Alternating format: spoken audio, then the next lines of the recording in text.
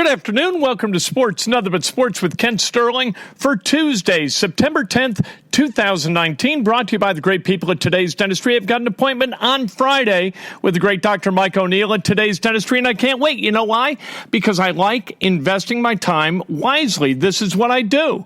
I try to figure out how to be most efficient with my time. Well, by going to Today's Dentistry, I know my time is not going to be wasted in the chair or out of it. I can't wait. I'm going to get my teeth cleaned. I'm going to get my teeth examined by pros. This is what we do. You got to do it yourself. 317-849-2933. Devin Funchess, he had a procedure yesterday. He's going on IR. He's going to be eligible to come back after week 10 this season.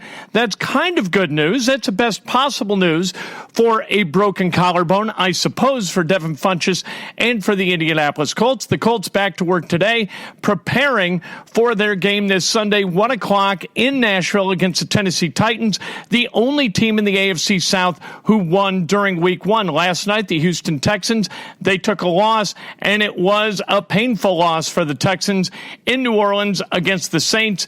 Drew Brees, with a minute left, he is really, really good at moving that ball down the field, and then the kid hits the field goal, a 58-yarder to win the game. So Houston, they dropped to 0-1. Jacksonville, 0-1. The Colts, 0-1 too. The Colts, they have got to win on Sunday, or I believe it's for the 6th time in the last 7 years, they will have finished or started the season 0-2.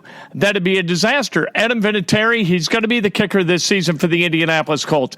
Look, Adam always has one game a season where he's not perfect, and he was way not perfect on Sunday. But Adam Vinatieri is a Hall of Fame kicker who's been doing it for, 386 games in his career, including the postseason. Ridiculous numbers for Adam Vinatieri. He's going to make 85 to 90% of his field goals throughout this season, about the same amount of extra points. Don't question Adam Vinatieri. You can question a lot about the Indianapolis Colts, but not Adam Vinatieri, and really not so much about the Colts. They ran the ball effectively. They threw the ball effectively.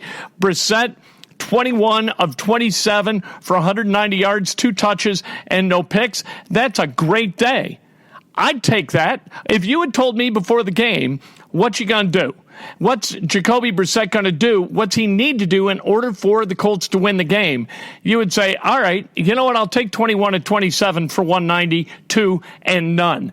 Absolutely all day, twice on Sunday. The game this Sunday on CBS 4 from Nashville, and then the Colts, they get 8 of their next 14 at home, so I guess that's a good thing. You know what? Starting out on the road is fine. If you win those games, it's absolutely fantastic.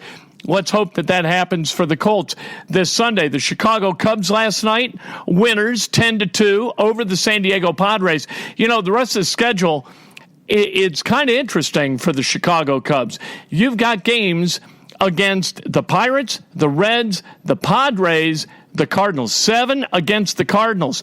But every other game is against a team that's under 500 and not playing terribly good baseball. Last night, Nico Hoerner, the rookie who was on his couch on Sunday, he was in San Diego last night and he raked. He got 3 hits, drove in 4 runs. The first guy to do that since D. Fondy for the Chicago Cubs back in 1951 in his debut. Unbelievably cool night for Nico Hoerner in front of a bunch of family and friends.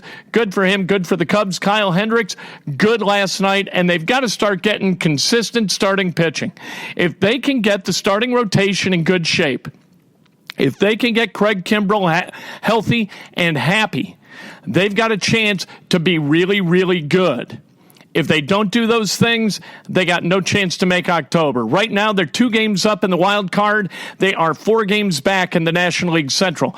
You want to raise hell in the postseason, it's a really good idea not to be a wild card, to go ahead and scoot into that first series.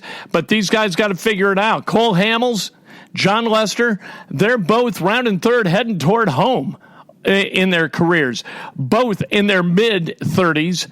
And then you've got Kyle Hendricks, you've got Jose Quintana, you got guys, Yu Darvish, is he healthy? Is he not healthy? He's got the stiffness in his forearm, whatever. You got to find a way to win games down the stretch. And that's what this team is. Chris Bryant, had a cortisone injection in his knee.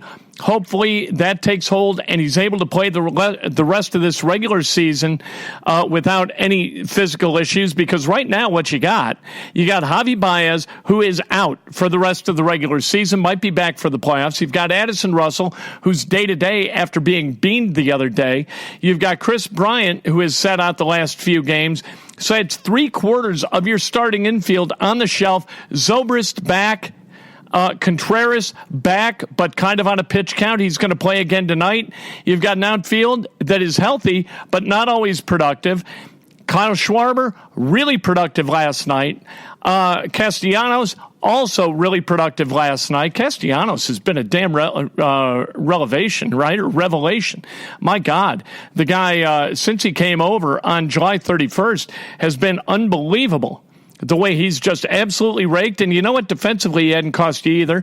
Kyle Schwarber hit another bomb last night, his 35th of the season. A little Oppo Taco action for Kyle Schwarber, who has a higher slugging average right now, not hitting 240, than does Anthony Rizzo, which is kind of interesting. Team USA in the World Championships in China, the FIBA World Championships.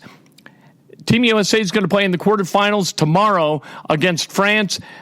Sweet, geez. We're not going to lose to France, right? You can't lose to France. I don't care who's playing for the United States. If you dip down to like the best of, let's say, the G League, you got to be France. For God's sake, this is the Americans. You've got some borderline all-stars, some all-stars on this team. Miles Turner, 16-8. In the game that clinched the United States a spot in the quarterfinals and clinched him a berth in the U.S. or in the Summer Olympics in 2020. So Team USA kind of rounding into form, and Miles Turner doing that as well. We'll see what happens. Team USA, you know what? Should they win? The United States should always win in the World Championships. Are they going to? Probably not, but we can still root for them. So we'll see tomorrow during the quarterfinals exactly what they do. All right, let's talk about Indiana University football and Indiana University men's basketball for a second, because IU's got a game this Saturday at Memorial Stadium in Bloomington against the Ohio State Buckeyes. And then Indiana basketball, they've got an upcoming season. Neither football nor basketball has achieved their goal since 2016. Indiana hadn't gone to the NCAA tournament since then, and football hadn't gone to a bowl since then. Who do you feel better about accomplishing their goal? Football to go to a bowl, or basketball to go to the NCAA tournament? Football, according to the ESPN.com matchup predictor, Indiana football's got a 22% chance of winning this game on Saturday. That's unbelievable to me. Indiana hasn't beaten Ohio State since Joe Stasiak was an offensive lineman for the Buckeyes. Are you kidding me? And now Indiana is going to beat Ohio State, or has a 4-1 chance to beat a 1-in-4 chance, 1-in-5 chance to beat Ohio State. Ohio State right now is a 16-point favorite. And I think that's about right. But I'll tell you, after watching Ohio State and Indiana play one another over the last few years, I cannot believe it's going to be that close. I think that it would be if Indiana covers, you got to feel really good about Indiana football right now. Indiana, their season hinges on their ability to throw a shutout in the non-conference that's beating Ball State, Eastern Illinois, check, and then also beating UConn. And then somehow, some way, they've got to figure out a way to win 3 other games, and those 3 games have got to come against Big Ten opponents. You look at Rutgers, but Rutgers is not that bad this year. You look at Maryland, they're ranked 21st in the country. How about Northwestern? That's at Memorial Stadium. You got a chance. Purdue, hey, they lost to Nevada. You got a chance there. Michigan, they almost lost to Army. Can Indiana cobble together a 3-6 Big Ten season and punch its ticket for a bowl? Or is it more likely that Indiana basketball winds up going to the NCAA tournament with returning guys like Indiana's got, and the guys that they're not returning? You've got Evan Fitzner and Zach McRoberts, both lovely people, but role players. And then you've got Juwan Morgan and Romeo Langford. Romeo, 15th overall draft pick or 14th, whatever, in the NBA draft. He's going to the Boston Celtics, right?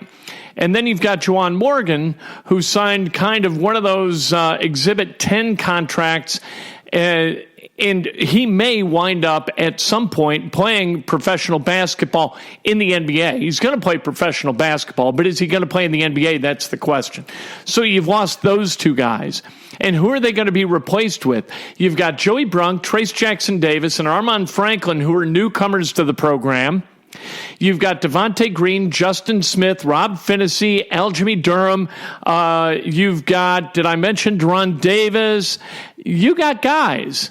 You got a bunch of okay guys. Do you have any elite level players? Because it's elite level players. It's those ambient players, as Rick Venturi likes to call them, that takes you to the tournament and deep in the tournament. Are there any pros on this team? Any NBA players on this team? Is Devontae Green an NBA player? I don't think so. Justin Smith, he's got all the tools, but can he focus for 40 minutes, right? But physically, you got to like him. Deron Davis, he's a little bit undersized for being as big as he is, but being healthy for the first time in a while, we're going to see a different Deron Davis. Trace Jackson-Davis, how quickly is he going to be able to ramp up and become a productive member of that rotation, if not the starting lineup? Armaan Franklin, I love Armaan Franklin. Armaan Franklin is one of those guys who's going to get on the floor. He's going to anticipate where offensive rebounds are going. He's a heady player. He understands that basketball is a game played by five guys pulling on the rope in the same direction, which I love about him. Does that mean that Indiana is going to be able to punch its ticket to go to the NCAA tournament for the first time under Archie Miller, and then you go back another year under Tom Crean? Is Indiana, a lot of people are picking Indiana to go 10th, finish 10th in the Big Ten. All right, that means a losing record in the Big Ten, 14 teams in the Big Ten. Will Indiana lose more than they win in the Big Ten? If they don't, they are likely to go to the NCAA tournament because, let's face it, every single opponent they play in the month of November, they got a great chance to beat. And if they split the other 6 games, the 6 games in December, if I'm thinking correctly, then you're talking about a team that gets off to a 9-3 start, and you need to find 11 wins after that. I think it's going to be really close. I've got Indiana with 21 wins, and football I've got with 5 wins. I got to believe they're going to find a way to win 2 games in the Big Ten. I don't know if they're going to be able to get to 3, and the reason for that is that Rutgers really is not altogether that bad this season. Beating UMass, they also lost at Iowa 30-0. So Indiana's got that going for them, and Indiana plays Rutgers at IU. So is Iowa really good? Right now they're ranked 20th. Or is Rutgers just terrible? I think they're going to be better coached. I don't know. We're going to see. If you can't beat Rutgers, I mean, to hell with you, right? If you can't beat Rutgers, you don't deserve to go to a bowl. And then in basketball, if you can't beat Rutgers twice, you don't deserve to go to the NCAA tournament. And that's the problem with Indiana for me. Trying to decide whether I believe they're going to go to the NCAA tournament, and I do believe they're going to go to the NCAA tournament. But the problem is this. Illinois under Underwood is better. Rutgers under Pikiell is better. These are teams and programs that are moving forward. You used to be able to kind of count on these teams to not put up much resistance, and you could automatically slot them in the W column. How about Penn State? There's some people who are picking Penn State ahead of Indiana. If Penn State finishes on top of Indiana in the Big Ten, Indiana has a big problem. I love the way Archie Miller is going about his business, recruiting the state of Indiana. Did a great job of getting Indiana kids to go to Indiana this past offseason. This next offseason, he's done a great job again with Trey Galloway and Anthony Leal. I like it. All right, you got those 2 guys. And then you pick up the kid from New Hampshire, That looks like a good deal. I like that guy. So, you know what? I think you're moving in a positive direction, but somehow, some way, you've got to find a way to get elite players. You can't get them in football. Can you get them in basketball? And if you can't, how can you expect to wind up making a deep run in the NCAA tournament? Fred Glass has said it a million times, and so has Archie Miller. The goal of this program is to be in the hunt for a national championship every season and in the hunt for a Big Ten championship every season. To win multiple NCAA tournaments, what you've got to do is you've got to recruit at a high level. You've got to recruit to character, you've got to recruit to talent, and you've got to recruit the hell out of Indiana. Is Indiana doing that at a high enough level? Is Archie Miller getting that done? You know what? I think he's got his eye on the right ball, and I expect Indiana to be better this year. They almost made the NCAA tournament last year. If they had put up another win in the Big Ten tournament last year, I think they punched their ticket. They didn't get that done. They lost 12 of 13 midway through the season. This year, they got to stay away from that kind of losing scheme. And this year, they've also got to find a way to stay healthy. Last year, lack of health just absolutely corrupted Indiana's ability to compete and win. We'll see exactly what happens coming up in 19 and 20. And really, I mean, we're about 3 weeks away from Hoosier hysteria at Simon Scott Assembly Hall. This has been Sports, Nothing But Sports, for Tuesday, September 10th, 2019, brought to you by the great people at Today's Dentistry, 317-849-2933. I want to remind you, Breakfast with Kent every single weekday, 8 a.m. on Facebook Live, 8:15 on Periscope Live. It is a show so nice, we do it twice. Join me.